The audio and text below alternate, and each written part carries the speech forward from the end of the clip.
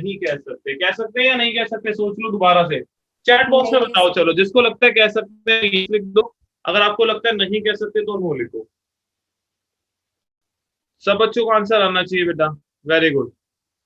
ठीक है, तो मैक्सिमम बच्चों ने आंसर दिया है नो। अब दरबार बेटा क्यों नहीं कह सकते export is equal to import?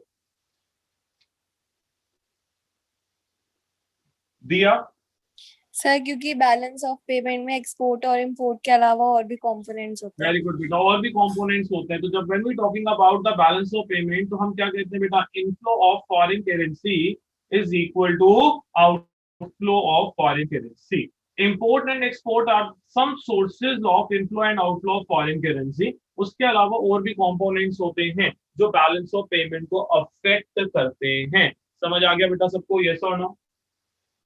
Yes sir. ठीक है, तो बैलेंस ऑफ पेमेंट को जब भी आप पढ़ते हो तो बैलेंस ऑफ पेमेंट की डेफिनेशन एक बार हम देखेंगे। उसके बाद हम देखेंगे बैलेंस ऑफ पेमेंट अकाउंट में भी कैटेगराइज्ड इनटू टू पार्ट। दो पार्ट्स हम इसको डिवाइड कर देते हैं। First is current account, balance of payment का एक करंट अकाउंट होता है, and second is capital account. Current account of BOP and capital account of BOP. BOP की डेफिनेशन कौन बताएगा बेटा? Raise your hand.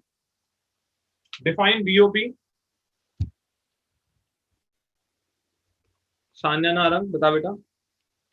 Sir, balance of payment is an accounting statement that provides systematic record of economic transactions between rest of the world and normal resident, and normal and resident. rest of the world. So balance of payment is in systematic record. किसका systematic record रखता है बेटा? ये एक financial statement है which maintains systematic record of economic transaction between normal resident and rest of the world.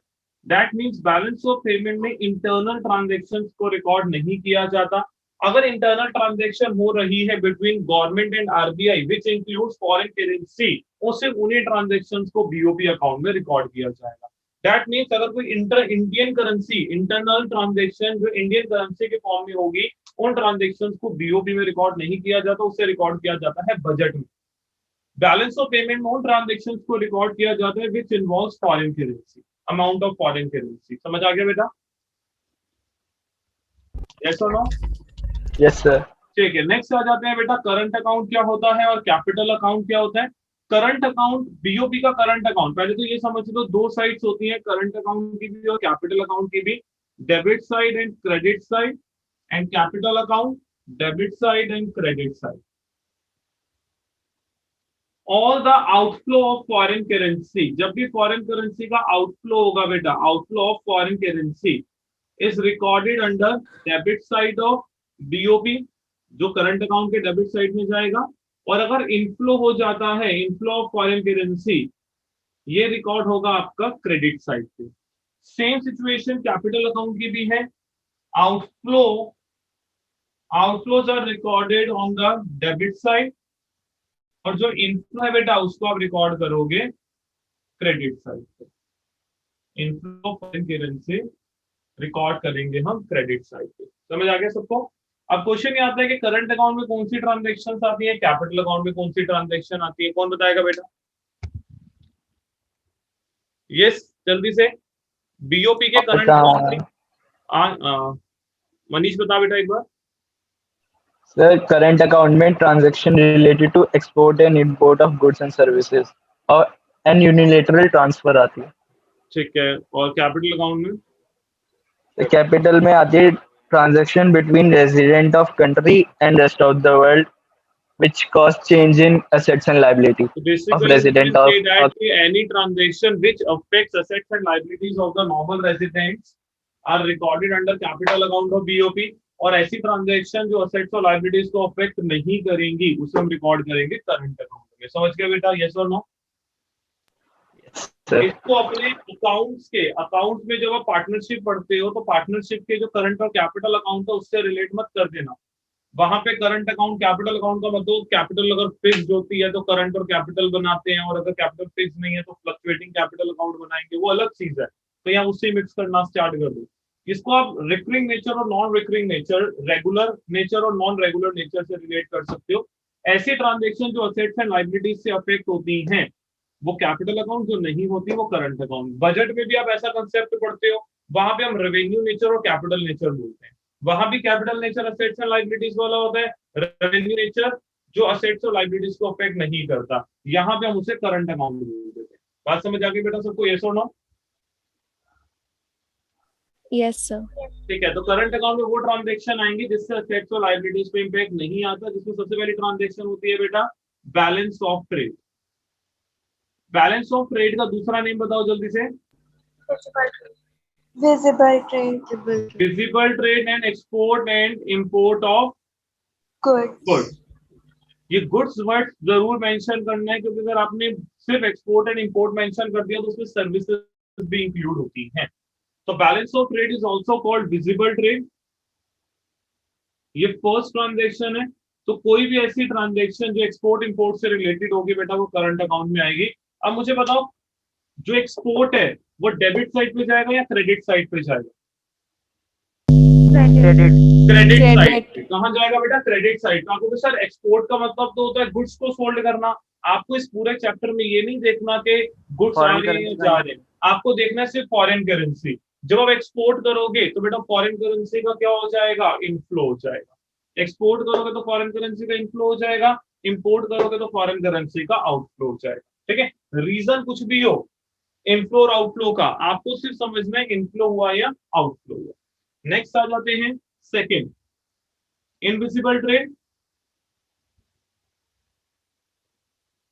Invisible trade को क्या बोलेंगे? Yes, Import. Export and import of services. Export and import of services.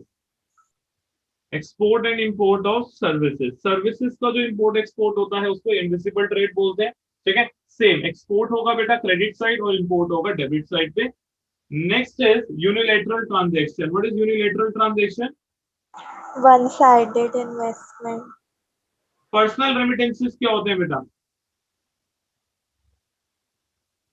What is personal remittances? Yes anyone? Personal remittances क्या होते हैं? आज बता बेटा। Sir जब कोई नॉन रेजिडेंट ऑफ इंडिया के अंदर जो उसकी फैमिली रह रही है उसको उनको पैसे ट्रांसफर कर देता है। ठीक है, तो हम भी तो कर सकते हैं। अगर कोई इंडिया का नॉर्मल रेजिडेंट बाहर किसी को ट्रांसफर हाँ, करे वो दे पर्सनल सकते हैं बेटा, वो रेमिटेंस होगी। पर्सनल रेमिटेंसेस की कैटेगरी मानी जाएगी। तो donation receive, charity receive, personal remittances, grants, they all are unilateral transaction, जिसमें वन साइडेड ट्रांजैक्शन होती है और ये भी असेट्स एंड लायबिलिटीज को अफेक्ट नहीं करते।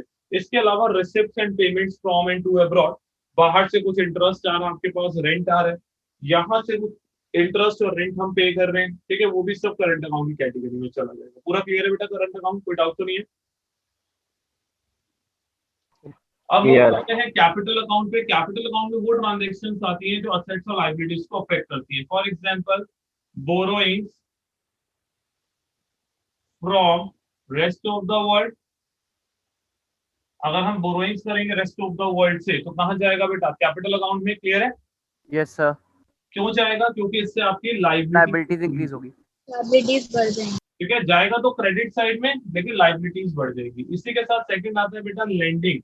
अगर आप लेंडिंग करते हो तो क्या हो जाएगा बच्चे? असेट्स इंक्रीज हो जाएंगे। लेंडिंग का मतलब है आपने लोन दिया है, डेबिट साइड पे आएगा। क्यों? क्योंकि फॉरेन करेंसी का आउटफ्लो हो रहा है और असेट्स इंक्रीज होने की वजह से कैपिटल अकाउंट में जा रहा है। क्लियर हो गया? Purchase and sale of assets. ठीक है, that is investment. Investment from और to rest of the world. अगर आप इन्वेस्टमेंट बाहर से इंडिया में आती है, let's say foreign companies India में आ रही है, मल्टीनेशनल कंपनीज इंडिया में ओपन होती जा रही है, उस केस में इंडिया के लिए बेटा फॉरेन करेंसी का इनफ्लो है। ठीक है, जाएगा तो क्रेडिट साइड में, लेकिन कैपिटल अकाउंट के। क्यों? क्योंकि हमारे असेट्स इंक्रीज हो रहे हैं। क्लियर हो गया? Yes sir. ऐसे ही अगर हमारे यहाँ से इन्वेस्टमेंट बाहर जाती है, मतलब जो मनी का फ्लो इंडिया में होना चाहिए था वो बाहर हो रहा है, वो हमारे लिए आउटफ्लो की कैटेगरी है, डेबिट साइड पे चला जाएगा। सबसे इंपॉर्टेंट है इसमें change in foreign exchange reserve. Exam में इसका क्वेश्चन आने का सबसे ज्यादा चांस होगा बेटा। Change in foreign exchange reserve. Other name of change in foreign exchange reserve is official reserve transaction. इस पॉइंट को ऑफिशियल रिजर्व ट्रांजैक्शन भी बोला जाता है। मतलब क्या है बेटा ऑफिशियल रिजर्व ट्रांजैक्शन का? ऑफिशियल रिजर्व ट्रांजेक्शन वो ट्रांजेक्शन है जो गवर्नमेंट और आरबीआई के बीच में होती है.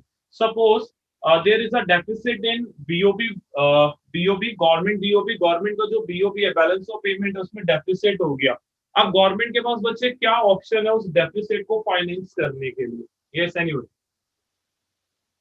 Borrowing from RBI. Sir borrowings कर सकते हैं from rest of the world और बोरोइंग्स कर सकते हैं फ्रॉम आरबीआई. अगर गवर्नमेंट बोरो करती है फ्रॉम आरबीआई, तो आरबीआई वो बोरोइंग जो लेंडिंग करेगी बेटा, आरबीआई जो लेंडिंग करेगी वो लेंडिंग किस करेंसी में करेगी? इंडियन करेंसी या foreign currency? Foreign currency. Foreign currency, क्योंकि बीओपी डेफिसिट में गया, बजट डेफिसिट में नहीं गया. अगर बीओपी डेफिसिट में जाएगा तो फाइनेंस जो है वो फॉरेन करेंसी से ही करना पड़ेगा. अब फॉरेन करेंसी से जो भी मनी फाइनेंस की जा रही है, जब गवर्नमेंट आरबीआई से मनी बोरो करती है तो आरबीआई का रिजर्व चेंज हो जाता है. उस ट्रांजेक्शन को बोलते हैं official reserve transaction, also called change in foreign exchange reserve. अब इसे कहाँ रिकॉर्ड किया जाएगा? गवर्नमेंट के लिए वो इनफ्लो है, लेकिन गवर्नमेंट की लाइबिलिटीज क्रिएट हो रही है. लाइबिलिटीज क्रिएट हो रही है तो कैपिटल अकाउंट में, और इनफ्लो है तो क्रेडिट साइड पे. याद रखो बीओपी अकाउंट गवर्नमेंट का अकाउंट है, आरबीआई का अकाउंट नहीं है. So all the transaction related to BOP, जब भी आप बीओपी की ट्रांजेक्शन को देखते हो वो गवर्नमेंट के पॉइंट ऑफ व्यू से देखी जाएगी, आरबीआई के पॉइंट ऑफ व्यू से नहीं देखी. क्लियर है बेटा? लास्ट पॉइंट भी Yes, sir. ठीक है. This is also called official reserve transaction. Exam में क्वेश्चन आ सकता है ऑफिशियल रिजर्व ट्रांजेक्शन का. नेक्स्ट पार्ट पे अगर आप मूव करो, that is the difference between autonomous transaction and accommodating transaction. Autonomous transaction BOP की वो ट्रांजेक्शन है जो प्रॉफिट मोटिव के लिए की जाती है by any normal resident of the country which is independent of the BOP account. ऐसी ट्रांजेक्शन जो बीओपी अकाउंट से इंडिपेंडेंट होंगी, उन ट्रांजेक्शन को हम रिकॉर्ड करेंगे बीओपी के ऑटोनॉमस अकाउंट में. हम उसको ये मान के चलते हैं वो बीओपी से इंडिपेंडेंट है. तो autonomous transactions are those transaction which are done for some profit objective. ठीक है, जो कोई भी नॉर्मल रेजिडेंट कर सकता है. लेकिन इन प्रॉफिट ऑब्जेक्टिव की वजह से अगर बीओपी में कुछ भी डिसबैलेंस हो जाता है, डिसइक्विलिब्रियम आ जाता है, फॉर एग्जांपल बीओपी डेफिसिट में चला गया. अब अगर बीओपी डेफिसिट में चला गया तो गवर्नमेंट को बेटा बोरोइंग्स करके ठीक करना पड़ेगा. Yes, sir. ठीक है. तो बीओपी जो डेफिसिट में गया ड्यू टू ऑटोनॉमस ट्रांजेक्शन, जब गवर्नमेंट उसको बोरो करके ठीक करेगी उन ट्रांजेक्शन को बोलेंगे अकोमोडेटिंग ट्रांजेक्शन. एक सिंपल से स्टेटमेंट जिससे आपको ये पूरा समझ आ जाएगा. Accommodating transactions are dependent upon autonomous transaction. कौन बताएगा कैसे? अकोमोडेटिंग ट्रांजेक्शन ऑटोनॉमस ट्रांजेक्शन पे डिपेंडेंट होती है. कोई और अंश के अलावा? हाँ बताक्षित.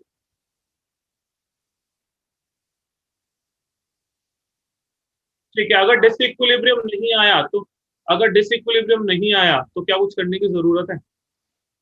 अच्छा ठीक है बेटा. तो अगर डिसइक्विलिब्रियम आया ही नहीं तो उस केस में आपको कुछ भी करने की जरूरत नहीं है. इसका मतलब अगर ऑटोनॉमस ट्रांजेक्शन बैलेंस हो गई तो अकोमोडेटिंग ट्रांजेक्शन करने की जरूरत ही नहीं पड़ेगी. क्लियर हो गया? Any doubt? No, sir. ठीक है. बीओपी जब बहुत ज्यादा सरप्लस में चला जाता है तो हम तो लैंडिंग कर देंगे. अगर लैंडिंग ना करे तो डिसइक्विलिब्रियम पे रहेगा हमारी इकोनॉमी. हाँ तभी डिसइक्विलिब्रियम भी माना जाएगा. सर बट क्यों? इक्विलिब्रियम का मतलब होता है बैलेंस होना. इक्विलिब्रियम मींस बैलेंस हो. हाँ रिजर्व में ट्रांसफर कर लो, लेकिन अगर रिजर्व में ट्रांसफर करके न्यू करेंसी प्रिंट करवा लोगे तो फिर इन्फ्लेशन आ जाएगी. अब ऑब्वियसली गवर्नमेंट जब आरबीआई को पैसे देगी तो उससे कुछ तो लेगी रिटर्न में. वो इंडियन करेंसी ले लेती है. इंडियन करेंसी लेती है गवर्नमेंट, फालतू खर्चा करती है, एक्स्ट्रा एक्सपेंडिचर से मनी सप्लाई बढ़ जाती है. Okay sir. ठीक है ना, बैलेंस करके चलना पड़ता है. इसलिए चलो मंडे को मिलते हैं बेटा. 2 चैप्टर्स करके रखना, एक बार इसको भी रिवाइज कर लेना. Okay sir. Okay.